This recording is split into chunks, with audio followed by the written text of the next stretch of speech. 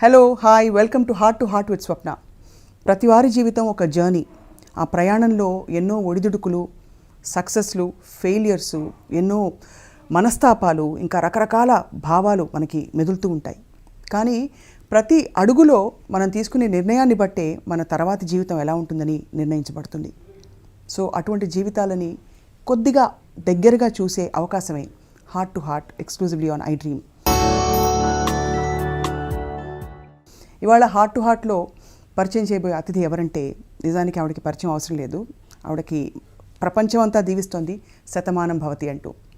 December 17న Madras నగరంలో ఈ తెలుగింటి అమ్మాయి పుట్టింది. తడుక్కుమని తారలా మెరిసింది.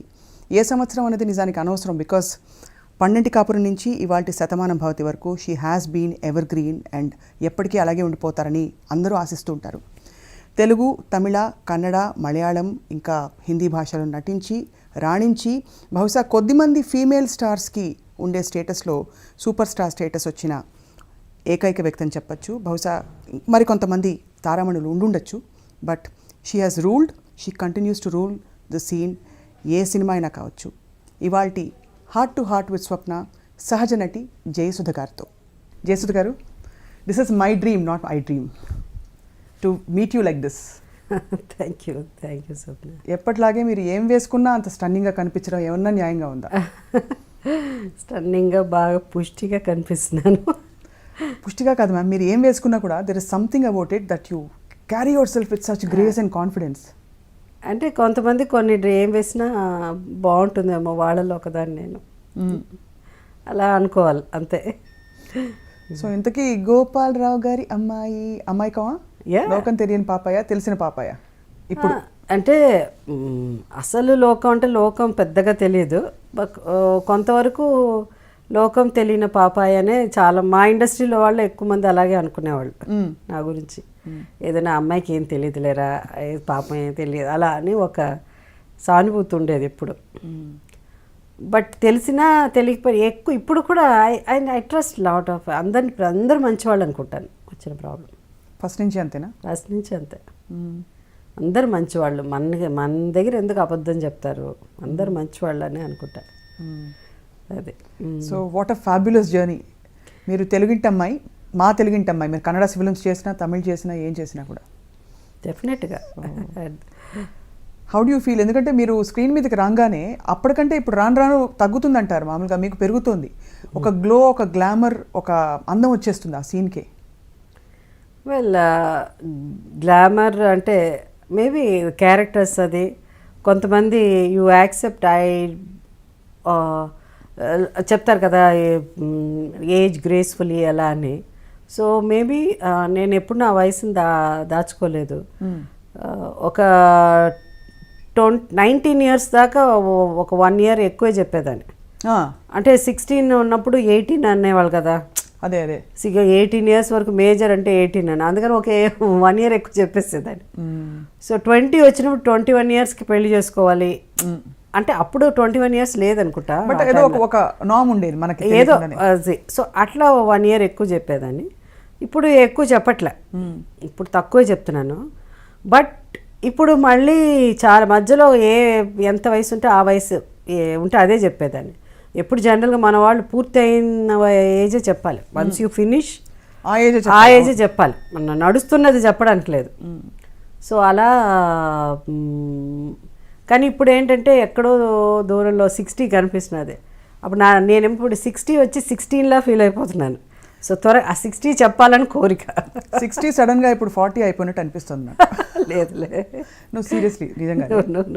బట్ మీరు బామ్మ క్యారెక్టర్ వేయడం అంటే ఫస్ట్ మేము అందరం శతమానం భవతిలో అదేంటి బామ్మ ఏమిటి, జయసుధ గారు బామ్మ ఏమిటి అనిపించింది. కానీ భలే సెట్ అయింది మీ ఇద్దరి ఆన్ స్క్రీన్ ఇంటరాక్షన్ అంతా. ఎస్, అంటే బామ్మ అంటే నేను ఎన్నో సినిమాలు చేశాను. ఎందుకంటే నాకు 24 ఏళ్ళు, 23, 24 ఏళ్ళు ఉన్నప్పుడే, నాట్ ఈవెన్ 23, 22 years 23 years ఉన్నప్పుడు ఐ ప్లే శక్తి అనే సినిమా తీశారు. కృష్ణ గారు, రాఘవేంద్రరావు గారి అదేంటి ఆయన డైరెక్షన్లో కృష్ణ గారు డ్యూయల్ రోల్ చేశారు. సో దాంట్లో నేను కృష్ణ గారు పేరుగా చేశాను, కృష్ణ గారు మదర్గా కూడా చేశాను. కానీ ఆ మదర్ అప్పుడు ఆ రోజు కొంచెం ఇప్పుడు చూస్తే భయంకరంగా ఉంటుంది విగ్ అంతా ఒకలాంటి విగ్, ఏజ్ ఫేస్కి విగ్గుకి సంబంధం ఉండదు అట్లా. సో అది మదర్ ఇండియా మీద బేస్ చేసి కొన్ని సీన్స్, అవును కొన్ని సీన్లు శక్తిలో తీసి, సో అప్పుడే చేసేసాను. అలాగే ఒక సినిమా నాగేశ్వరరావు గారు మదర్గా చేశా, జస్టిస్ చక్రవర్తి ఏదో సినిమా. సో చక్రవర్తినా? జస్టిస్ చక్రవర్తి, అవును అదే అనుకుంటా. సో నా భయమే లేదు. ఏంటంటే ఆ సినిమాకి నేనే హీరోయిన్, నేను 80 ఏళ్ళు ఉంటే ఏంటి 20 ఏళ్ళు ఉంటే ఏంటి అని ఆ రోజుల్లో నాకు 22, 23 ఉన్నప్పుడే నేను నానమ్మ గ్రాండ్ మదర్ క్యారెక్టర్స్ చేశాను. సో క్యారెక్టర్స్ అన్నది పెద్ద నెవర్ అన్ ఇష్యూ అంతే. అండ్ ఎప్పుడు మీరు ఏ రోల్స్ చేయనని చెప్పలేదా? అంటే ఇలాంటి క్యారెక్టర్ చాలా బిగినింగ్ డేస్లో ఉండేది, చాలా వాజ్ వెరీ, కొన్ని సినిమాలు నచ్చేది కాదు. ఐఎమ్ వెరీ చూజీ, బట్ కొన్ని బికాస్ ఆఫ్ అన్ ఆబ్లిగేషన్ మనకి కొన్ని తప్పదు, అలా చేస్తాం. కొంత ఎక్కువ రిమ్యునరేషన్ ఉంటుంది, ఏం క్యారెక్టరే ఉండదు హీరోయిన్గా, సో రిమ్యునరేషన్ ఎక్కువ, పెద్ద స్టార్ అలా ఉన్నప్పుడు అట్లా. బట్ నేను ఎక్కువ కొంచెం లక్కీ, ఈవెన్ పెద్ద ఆర్టిస్టులతో మన రామారావు గారితో, ఆయన నెంబర్ 1 హీరో ఆ టైంలో, లైక్ నాగేశ్వరరావు గారు, వాళ్ళతో కూడా మంచి క్యారెక్టర్స్ చేశాను, ఎక్కడో 1-2 సినిమాలు తప్ప. బట్ క్వైట్ సో ఈ టైప్ ఆఫ్ రోల్సే చేశాను నేను. సో అప్పట్లో ఏ క్యారెక్టర్స్ మీరు రిఫ్యూజ్ చేయలేదా మ్యామ్? ఏ క్యారెక్టర్స్ రిఫ్యూజ్ చేయలేదు.